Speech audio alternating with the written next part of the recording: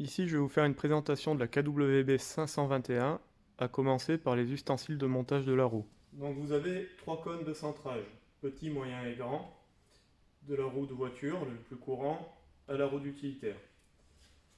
Ici, deux méthodes pour mettre en place la roue. Vous mettez le ressort. Ici, vous avez l'écrou de serrage et la flasque. Donc là, on va mettre d'abord le cône, la roue, et puis la flasque va venir centrer la roue sur le cône et on va venir la plaquer contre la flasque de rotation. Deuxième méthode, vous mettez directement le point d'appui,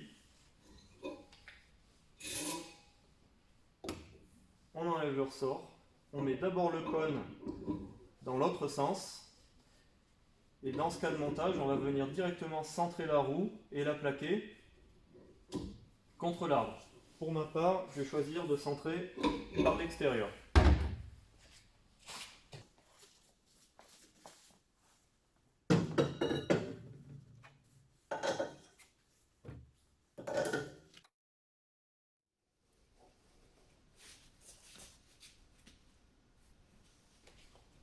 Pour la partie mesure de la roue, donc simplement, on va commencer par venir mettre la pige à l'intérieur de la roue. Donc là, on a pris le déport et le diamètre. Et là, on va prendre la largeur.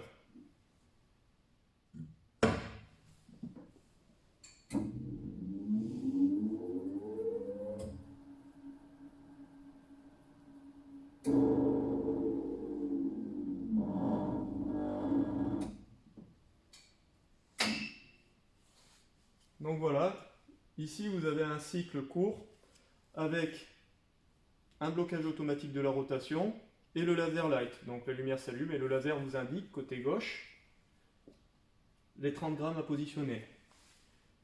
Une fois chose faite, vous positionnez l'autre côté et vous mettez le plomb à l'extérieur.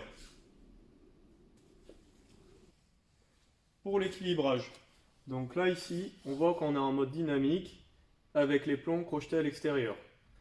Vous avez une touche ici ALU, très simplement. Vous allez utiliser donc le deuxième mode, ALU1, où là, vous allez positionner la roue et poser cette fois le plomb à l'intérieur, collé. Et vous avez un mode ALU2, qui est le moins utilisé avec les plombs crochetés à l'intérieur. Et vous avez un mode ALU Sport. Donc ALU Sport, cette fois, c'est pour les véhicules très spécifiques, avec des étriers qui prennent une place importante. Le mode ALU Sport va demander une manipulation bien spécifique, puisqu'en fait, il va falloir valider donc une des dimensions manuellement. À partir de là, on va utiliser la pige pour choisir les points de positionnement des plombs. C'est-à-dire un premier point ici, et ici, un deuxième point ici, là où l'étrier ne passe pas. Maintenant que lui connaît les points sur mesure d'équilibrage, on va lancer la roue.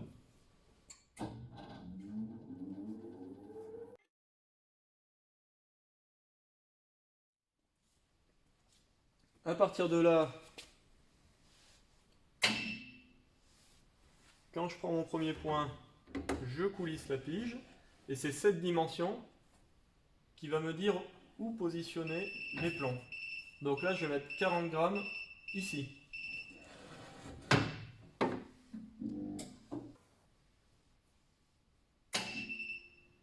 Pareil de ce côté-là, donc là on va mettre 85 grammes.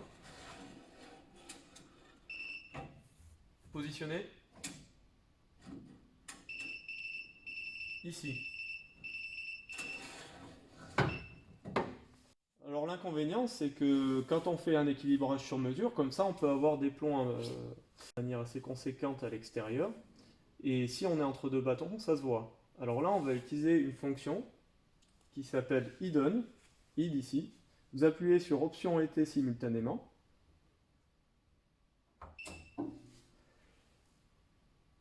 le voyant s'allume. Et là, en fait, ce qui va se passer, c'est que donc on a vu que notre point d'équilibrage se trouvait par ici, alors qu'en fait, nos bâtons à l'extérieur, ils sont là et là. Donc les plombs vont se voir. Alors, ici, on va positionner le point d'équilibrage à 12 heures. Voilà. Donc mon point d'équilibrage le plus extérieur, il est à 12 heures. Vous appuyez sur ALU. Avec le laser, vous positionnez au niveau du bâton à gauche du point d'équilibrage. On valide 2.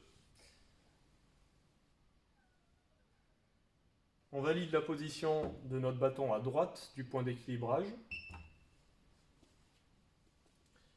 Et voilà. Maintenant, lorsqu'on va tourner la roue, ici, on va mettre 50 avec la pige au premier point.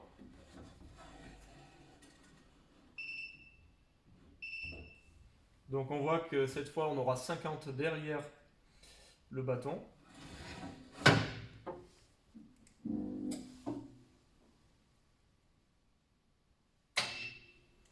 Et 40 derrière le deuxième bâton.